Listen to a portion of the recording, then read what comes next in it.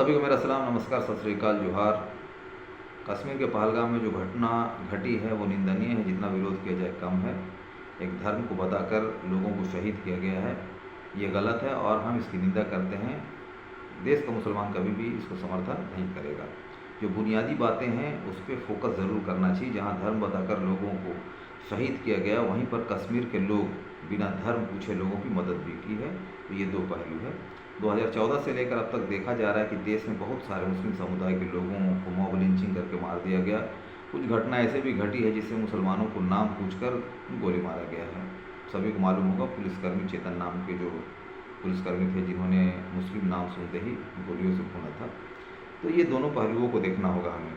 ऐसा नहीं है कि किसी एक समुदाय का अगर कोई बंदा अगर इस तरह की घटना को अंजाम दे रहा है तो मैं उस पूरे समुदाय को ही दोषी ठहरा दूंगा, ये गलत है।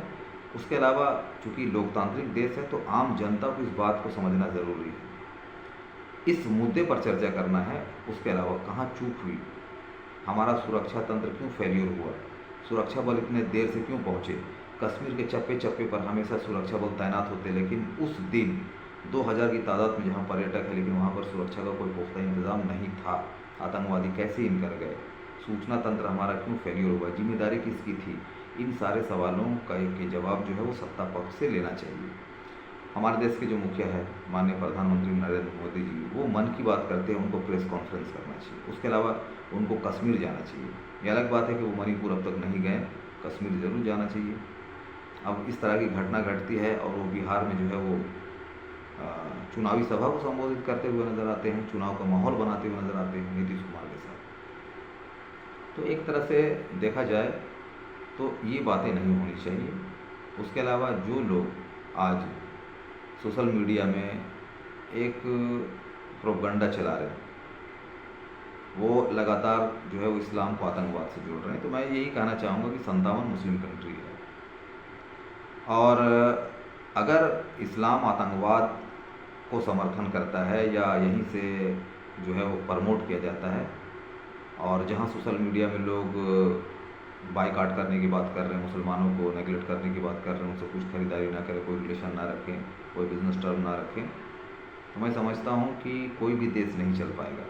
क्योंकि बहुत सारी चीज़ें जो है मुस्लिम कंट्री से आते हैं, जैसे पेट्रोलियम के जो भी प्रोडक्ट हैं, पेट्रोल है, वो तो गल्फ़ कंट्री से आता है, मुस्लिम कंट्री है। तो ऐसे में इस तरह के जो प्रोपगंडे को फैलाना कहीं ना कहीं जो है वो देश को नुकसान है।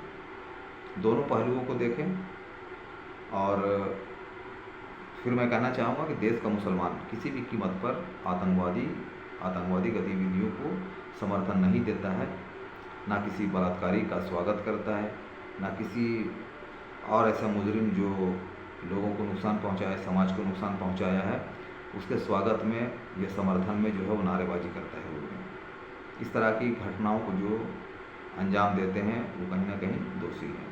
बहुत सारी घटनाएं देश में घटी है और अगर हम अपने आप को सही तरीके से इस पर चेक नहीं करते हैं, जांच नहीं करते हैं कि इस तरह की घटनाएं क्यों घटी, हमारी कमज़ोरी कहाँ थी, तो इससे मनोबल और बढ़ेगा, नुकसान आम जनता को होगा। उसके अलावा सरकार को चाहिए कि अब तक जो भी इस घटना को अंजाम दिया है या जिनका समर्थन उनको रहा है, उनको अपनी दबिश मिले।